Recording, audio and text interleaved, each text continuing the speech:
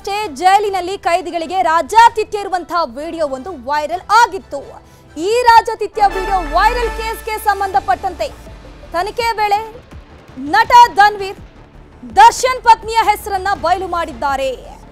ವಿಜಯಲಕ್ಷ್ಮಿ ಹೆಸರನ್ನ ಬಾಯ್ ಬಿಟ್ಟಿದ್ದಾರೆ ನಟ ಧನ್ವೀರ್. ಕೆಲ ದಿನಗಳ ಹಿಂದೆಯಷ್ಟೇ ಧನ್ವೀರ್ ಅವರನ್ನ ವಿಚಾರಣೆಗೆ ಕರೆದಿದ್ರು. ಈ ಸಂದರ್ಭದಲ್ಲಿ ವಿಜಯಲಕ್ಷ್ಮಿ ಹೆಸರನ್ನ ನಟ ಧನ್ವೀರ್ ಬಾಯ್ ಬಿಟ್ಟಿದ್ದಾರೆ. ನನಗೆ ಲಾಯರ್ ಒಬ್ಬರಿಂದ ಈ ವಿಡಿಯೋ ಬಂದಿತ್ತು. ನಾನು ಆ ವಿಡಿಯೋವನ್ನ ದರ್ಶನ್ರ ಪತ್ನಿ ವಿಜಯಲಕ್ಷ್ಮಿ ಅವರಿಗೆ ಕಳಿಸಿದ್ದೆ. ಪೊಲೀಸ್ ವಿಚಾರಣೆ ವೇಳೆ ನಟ ಧನ್ವೀರ್ ಹೇಳಿಕೆಯನ್ನ ಕೊಟ್ಟಿದ್ದಾರೆ. ನಾನು ಜೈಲು ಒಳಗಿನ ವಿಡಿಯೋವನ್ನ ವೈರಲ್ ಮಾಡಿಲ್ಲ. ಅದು ಹೇಗೆ ವೈರಲ್ ಆಯ್ತು ಅಂತ ನನಗೆ ಗೊತ್ತಿಲ್ಲ. ಹೇಗಂತ ತನಿಖೆ ವೇಳೆ ನಟ ಧನ್ವೀರ್ ಈ ವಿಚಾರವನ್ನ ಬಾಯ್ಬಿಟ್ಟಿರುವಂಥದ್ದು. ಅದು ಹೇಗೆ ವೈರಲ್ ಆಯ್ತು ಅಂತ ನನಗೆ ಗೊತ್ತಿಲ್ಲ. ಲಾಯರ್ ಇಂದ ನನಗೆ ವಿಡಿಯೋ ಬಂತು. ಅದನ್ನ ನಾನು ದರ್ಶನ್ ಪತ್ನಿ ವಿಜಯಲಕ್ಷ್ಮಿಗೆ ಕಳಿಸ್ಕೊಟ್ಟಿದ್ದೆ. ಆ ವೈರಲ್ ಆಗಿರೋ ಬಗ್ಗೆ ನನಗೂ ಸಂಬಂಧ ಇಲ್ಲ. ಸದ್ಯಕ್ಕೆ ವಿಜಯಲಕ್ಷ್ಮಿಯ ವಿಚಾರಣೆಗೆ ಪೊಲೀಸರು ಸಿದ್ಧತೆಯನ್ನ ಮಾಡ್ಕೊಳ್ತಾ ಇದ್ದಾರೆ. ಕೆಲ ದಿನಗಳ ಹಿಂದೆಯಷ್ಟೇ ಜೈಲಿನಲ್ಲಿ ರಾಜಾತಿಥ್ಯದ ವಿಡಿಯೋ ವೈರಲ್ ಆಯಿತು. ಅದಾದ್ಮೇಲೆ ನಟ ಧನ್ವೀರ್ ಅವರನ್ನ ಪೊಲೀಸರು ವಿಚಾರಣೆಗೆ ಕರೆದಿದ್ರು. ಒಂದೆರಡು ನೋಟಿಸ್ಗೂ ಕೂಡ ರೆಸ್ಪಾಂಡ್ ಆಗಿಲ್ಲ. ಮೊದಲ ಬಾರಿಗೆ ವಿಚಾರಣೆಗೆ ಹಾಜರಾಗಿದ್ರು. ಅದಾದ್ಮೇಲೆ ವಿಚಾರಣೆಯ ಸಂದರ್ಭದಲ್ಲಿ ದರ್ಶನ್ರ ಪತ್ನಿ ವಿಜಯಲಕ್ಷ್ಮಿಯ ಹೆಸರನ್ನ ನಟ ಧನ್ವೀರ್ ಬಾಯ್ ಬಿಟ್ಟಿದ್ದಾರೆ. ಹಾಗಾದ್ರೆ ಇಲ್ಲಿ ಸೂತ್ರಧಾರಿ ವಿಜಯಲಕ್ಷ್ಮಿ ಅನ್ನುವಂಥದ್ದು ಧನ್ವೀರ್ ಬಾಯ್ ಬಿಟ್ಟಂತೆ ಕಾಣಿಸ್ತಾ ಇದೆ.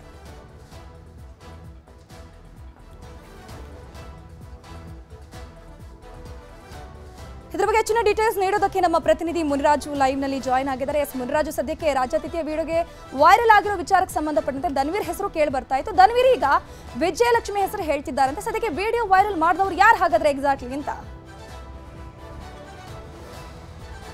ಧನುಶ್ರೀ, ಈ ಒಂದು ಪ್ರಕರಣದಲ್ಲಿ ಈಗ ಏನು ವಿಜಯಲಕ್ಷ್ಮಿ ಅವರ ಹೆಸರು ಕೂಡ ಈಗ ಇಲ್ಲಿ ಬೆಳಕಿಗೆ ಬರ್ತಾ ಇರೋದು. ಅದು ಧನ್ವೀರ್ ಏನು ವಿಚಾರಣೆ ಸಂದರ್ಭದಲ್ಲಿ ಆಕೆ ಹೆಸರನ್ನು ಕೂಡ ಹೇಳಿಕೆ ಸಂದರ್ಭದಲ್ಲಿ ಒಂದು ವಿಚಾರಣೆ ಹೇಳಿಕೆಯನ್ನು ಕೊಟ್ಟಿದ್ದಾರೆ. ಏನು ಪೊಲೀಸರು ವಿಚಾರಣೆ ಮಾಡಿದ ಸಂದರ್ಭದಲ್ಲಿ ಈ ಒಂದು ವಿಡಿಯೋವನ್ನು ಅವ್ರಿಗೂ ಕೂಡ ನಾನು ಕಳಿಸ್ಕೊಟ್ಟಿದ್ದೆ ಅಂತೇಳಿ ಒಂದು ಮಾಹಿತಿಯನ್ನು ಈಗ ಕೊಟ್ಟಿರೋದು.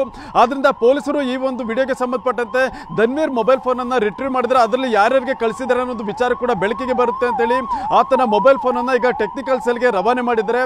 ಆದರೆ ಅಲ್ಲಿ ಇನ್ನೂ ಕೂಡ ಮೊಬೈಲ್ನ ಒಂದು ರಿಟ್ರೀವ್ ಕೂಡ ಆಗಿಲ್ಲ. ಆದ್ರಿಂದ ಈ ಒಂದು ವರದಿ ಬಂದ ಬಳಿಕ ವಿಜಯಲಕ್ಷ್ಮಿ ಅವ್ರಿಗೂ ಕೂಡ ಒಂದು ನೋಟಿಸ್ ಅನ್ನು ಮಾಡಿ ಒಂದು ವಿಚಾರಣೆ ಮಾಡುವಂತ ಸಾಧ್ಯತೆಗಳು ಕೂಡ ಇದೆ. ಆದ್ರಿಂದ ಈಗಾಗಲೇ ಏನು ಧನ್ವೀರ್ ಮೇಲ್ನೋಟಕ್ಕೆ ಈಗ ಒಂದು ಹೇಳಿಕೆ ಸಂದರ್ಭದಲ್ಲಿ ಈ ಒಂದು ಹೆಸರನ್ನು ಉಲ್ಲೇಖ ಮಾಡಿರೋದ್ರಿಂದ ಆಕೆಯನ್ನು ಕೂಡ ವಿಚಾರಣೆ ಮಾಡಬಹುದಾ ಅಥವಾ ಕರೆಸಬಹುದಾ ಅನ್ನೋ ಒಂದು ಸಾಧ್ಯತೆಗಳ ಬಗ್ಗೆ ಈಗ ಅಧಿಕಾರಿಗಳು ಕೂಡ ಚಿಂತನೆಯನ್ನ ಮಾಡ್ತಾ ಇದ್ದಾರೆ. ಈಗಾಗಲೇ ಮೊದಲಿಗೆ ಏನು ಹಿರಿಯ ಅಧಿಕಾರಿಗಳ ಒಂದು ಗಮನಕ್ಕೆ ತಂದು ಏನು ಈ ಒಂದು ವಿಡಿಯೋವನ್ನ ವಿಜಯಲಕ್ಷ್ಮಿ ಅವ್ರಿಗೂ ಕೂಡ ಕಳಿಸ್ಕೊಟ್ಟಿರೋ ಬಗ್ಗೆ ಒಂದು ಧನ್ವೀರ್ ಹೇಳಿಕೆಯನ್ನು ಕೊಟ್ಟಿದ್ದಾರೆ. ಅದರಿಂದ ಅವರಿಂದ ಮಾಹಿತಿಯನ್ನು ಪಡಿಬಹುದಾ ಏನು ಅಂತೇಳಿ ಒಂದು ಹಿರಿಯ ಅಧಿಕಾರಿಗಳ ಒಂದು ಮಾಹಿತಿಯನ್ನು ಕೂಡ ಕೇಳಿರೋದು. ಆದರೆ ಹಿರಿಯ ಅಧಿಕಾರಿಗಳಿಂದ ಇದ್ರ ಬಗ್ಗೆ ಇನ್ನು ಯಾವುದೇ ರೀತಿಯ ಒಂದು ಸೂಚನೆ ಬರದ ಹಿನ್ನೆಲೆಯಲ್ಲಿ ಈಗ ತನಿಖಾಧಿಕಾರಿಗಳು ಕೂಡ ಮುಂದೆ ಏನು ಮಾಡಬೇಕು ಅನ್ನೋದ್ರ ಬಗ್ಗೆ ಈಗ ಚಿಂತನೆಯನ್ನ ಮಾಡ್ತಾ ಇದ್ದಾರೆ.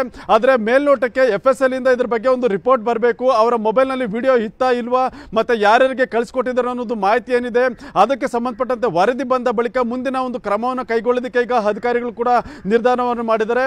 ಏನು ಧನ್ವೀರ್ಗೆ ಈ ಒಂದು ವಿಡಿಯೋ ವಕೀಲರ ಮುಖಾಂತರವಾಗಿ ಬಂದಿತ್ತು ಅನ್ನೋ ವಿಚಾರ ಕೂಡ ಈಗ ಬೆಳಕಿಗೆ ಬಂದಿದೆ. ವಕೀಲರು ನನಗೆ ವಿಡಿಯೋವನ್ನು ಕಳಿಸ್ಕೊಟ್ಟಿದ್ರು. ನಂತರ ಅದನ್ನು ವಿಜಯಲಕ್ಷ್ಮಿ ಅವರಿಗೆ ನಾನೇ ಕಳಿಸ್ಕೊಟ್ಟಿದ್ದೆ. ಆದರೆ ಅವರಿಂದ ಅದಕ್ಕೆ ಸೂಕ್ತ ಪ್ರತಿಕ್ರಿಯೆ ಬಂದಿರಲಿಲ್ಲ. ಆ ಬಳಿಕ ಇದ್ರ ಬಗ್ಗೆ ಸಂಬಂಧಪಟ್ಟಂತೆ ನಾನು ಇದನ್ನ ವೈರಲ್ ಕೂಡ ಮಾಡಿರಲಿಲ್ಲ ಅನ್ನೋ ಒಂದು ವಿಚಾರವನ್ನ ಈಗ ಧನ್ವೀರ್ ಪೊಲೀಸರ ಮುಂದೆ ಹೇಳಿಕೆಯನ್ನು ಕೊಟ್ಟಿರೋದು. ಸದ್ಯ ಈ ಒಂದು ಹೇಳಿಕೆಯನ್ನು ದಾಖಲು ಮಾಡ್ಕೊಂಡಿದ್ದಾರೆ. ಮತ್ತೆ ಮುಂದಿನ ವಿಚಾರಣೆಗೆ ಪುನಃ ಬರಬೇಕು ಅಂತೇಳಿ ಈಗ ವಿಚಾರಣೆಗೆ ನೋಟಿಸ್ ಅನ್ನು ಕೂಡ ಕೊಟ್ಟಿದ್ದಾರೆ. ಆದರೆ ಯಾವಾಗ ವಿಚಾರಣೆಗೆ ಹಾಜರಾಗ್ತಾರೆ ಮತ್ತೆ ಮೊಬೈಲ್ನ ರಿಟ್ರೀವ್ ರಿಪೋರ್ಟ್ ಯಾವಾಗ ಪೊಲೀಸರ ಕೈ ಸೇರುತ್ತೆ ಅದರ ಆಧಾರದ ಮೇಲೆ ಈಗ ಮುಂದಿನ ತನಿಖೆ ಕೂಡ ನಿರ್ಧಾರ ಆಗುತ್ತೆ.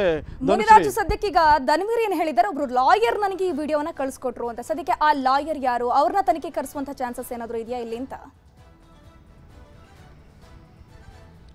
ಧನುಶ್ರೀ, ಈಗಾಗಲೇ ಈ ಒಂದು ವಿಡಿಯೋಗೆ ಸಂಬಂಧಪಟ್ಟಂತೆ ಸಾಕಷ್ಟು ಮಾಹಿತಿಗಳನ್ನು ಕೂಡ ಈಗ ಪೊಲೀಸರು ಕಲೆಕ್ಟ್ ಮಾಡ್ತಾ ಇದ್ದಾರೆ. ಒಬ್ಬ ಏನು ಕೈದಿಯಿಂದ ಈ ಒಂದು ವಿಡಿಯೋ ಹೊರಗಡೆ ಬಂದಿತ್ತು ಅನ್ನೋದು ವಿಚಾರ ಕೂಡ ಬಂದಿತ್ತು. ಆತ ಬಿಡುಗಡೆಯಾಗಿ ಹೊರಗಡೆ ಬಂದ ಬಳಿಕ ಇದನ್ನ ಏನು ಬೇರೆ ವ್ಯಕ್ತಿಗಳ ಮುಖಾಂತರವಾಗಿ ಲಾಯರ್ ಅವರಿಗೆ ಕಳಿಸಿರ್ತಾರೆ. ನಂತರ ಅಲ್ಲಿಂದ ಅದು ಧನ್ವೀರ್ ಮೊಬೈಲ್ಗೂ ಕೂಡ ಬಂದಿರೋದು. ಆದ್ರಿಂದ ಆ ಬಿಡುಗಡೆಯಾದಂಥ ವ್ಯಕ್ತಿಯನ್ನ ಪೊಲೀಸರು ಪತ್ತೆ ಮಾಡಿ ಒಂದು ವಿಚಾರಣೆ ಕೂಡ ಮಾಡಿದ್ರು. ವಿಚಾರಣೆ ಮಾಡಿದ ಸಂದರ್ಭದಲ್ಲಿ 2023ರಲ್ಲಿ ಒಂದು ವಿಡಿಯೋ ರೆಕಾರ್ಡ್ ಆಗಿತ್ತು. ಆನಂತರ ಈ ಒಂದು ಮೊಬೈಲ್ ಫೋನ್ ನನ್ನ ಹತ್ರ ಇತ್ತು. ಆದರೆ ಆ ಒಂದು ಸಂದರ್ಭದಲ್ಲೇ ಪೊಲೀಸರು ಪೊಲೀಸರು ಜೈಲಿನ ಮೇಲೆ ದಾಳಿಯನ್ನ ಮಾಡಿದಾಗ ಆಗ ಪೊಲೀಸರೇ ಈ ಒಂದು ಮೊಬೈಲ್ ಫೋನ್ ಅನ್ನು ಕೂಡ ಕಿತ್ಕೊಂಡಿದ್ದಾರೆ. ಆದರೆ ಈಗ ಆ ಮೊಬೈಲ್ ಫೋನ್ ಕಿತ್ಕೊಂಡಂತ ಅಧಿಕಾರಿ ಯಾರು ಅನ್ನೋದ್ರ ಬಗ್ಗೆ ನನಗೆ ಮಾಹಿತಿ ಕೂಡ ಇಲ್ಲ ಅಂತೇಳಿ ಈಗ ಏನು ಬಿಡುಗಡೆ ಆಗಿರುವಂತಹ ಆರೋಪಿ ಹೇಳಿಕೆಯನ್ನು ಕೊಟ್ಟಿದ್ದಾನೆ. ಆದ್ರಿಂದ ಈ ಒಂದು ವಿಡಿಯೋ ಅಲ್ಲಿಂದ ಯಾರ್ಯಾರಿಗೆ ಸರ್ಕ್ಯುಲೇಟ್ ಆಗಿದೆ ಮತ್ತೆ ಯಾರ್ಯಾರಿಗೆ ಇದನ್ನ ಏನು ವೈರಲ್ ಮಾಡಲಾಗಿದೆ ಅನ್ನೋದ್ರ ಬಗ್ಗೆ ತನಿಖೆಯನ್ನು ಕೂಡ ಮಾಡ್ತಾ ಇದ್ದಾರೆ. ಆ ಬಳಿಕ ಅಲ್ಲಿಂದ ಅದು ಏನು ವಕೀಲರ ಮುಖಾಂತರವಾಗಿ ಇದು ಧನ್ವೀರ್ ಕೂಡ ಸೇರಿರುವಂಥದ್ದು. ಸದ್ಯ ಇದ್ರ ಬಗ್ಗೆ ವೈರಲ್ ಆಗಿರೋ ಬಗ್ಗೆ ಒಂದು ಹೆಚ್ಚಿನ ಮಾಹಿತಿಯನ್ನ ಕೊಡಬೇಕು ಅಂತೇಳಿ ಈಗಾಗಲೇ ಸೋಷಿಯಲ್ ಮೀಡಿಯಾ ಒಂದು ಏನು ಆಫೀಸ್ ಏನಿದೆ ಅವ್ರಿಗೂ ಕೂಡ ಒಂದು ಪತ್ರವನ್ನು ಬರೆದು ಈಗಾಗಲೇ ಮಾಹಿತಿಯನ್ನು ಕೂಡ ಕೇಳಿರುವಂಥದ್ದು. ಮೆಟಾ ಸೇರಿದಂತೆ ಬೇರೆ ಬೇರೆ ಒಂದು ಸೋಷಿಯಲ್ ಮೀಡಿಯಾ ಪ್ಲಾಟ್ಫಾರ್ಮ್ಸ್ಗೆ ಒಂದು ಈಗಾಗಲೇ ಪೊಲೀಸರು ಪತ್ರವನ್ನು ಬರೆದು ಎಷ್ಟು ಸರ್ಕ್ಯುಲೇಟ್ ಆಗಿದೆ ಮತ್ತೆ ಯಾರ್ಯಾರ ಅಕೌಂಟಿಂದ ಸರ್ಕ್ಯುಲೇಟ್ ಆಗಿದೆ ಅನ್ನೋದ್ರ ಬಗ್ಗೆ ಮಾಹಿತಿಯನ್ನು ಕೇಳಿದ್ದಾರೆ. ಧನುಶ್ರೀ, ಥ್ಯಾಂಕ್ ಯು ಮುನಿರಾಜು ತಮ್ಮೆಲ್ಲ ಡೀಟೇಲ್ಸ್ಗಾಗಿ.